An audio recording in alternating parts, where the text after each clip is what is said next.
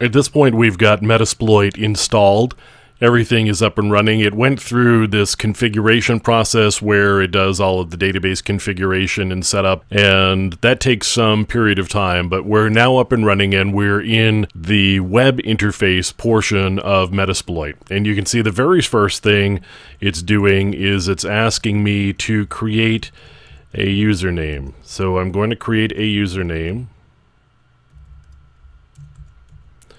And I'm going to just give it my personal information.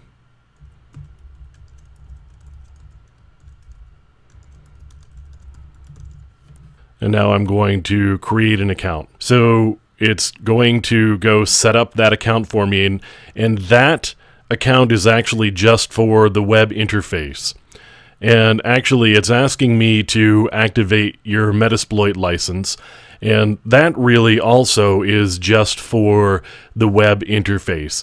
Even without the product key, I can get into the console or the CLI of the application, and I can still use Metasploit. This product key actually is required for the web interface. So at this point, I could go get a product key, and it's going to send me off to Rapid7, where it's going to ask me what one that I want to use. I'm going to get the community edition, which is the free version.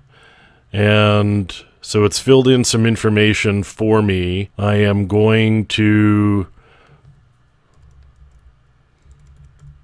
give it some bogus phone information because I don't really want them calling me, but I have to give them my email address so that they can send me the license, because the license is going to come by email at this point. So I've filled in the form, I've requested the product key. Once I get the product key by email, I can activate the license. So this is an important part, again, if you want to use the Metasploit web interface, and it's not necessary if you're just going to use the console.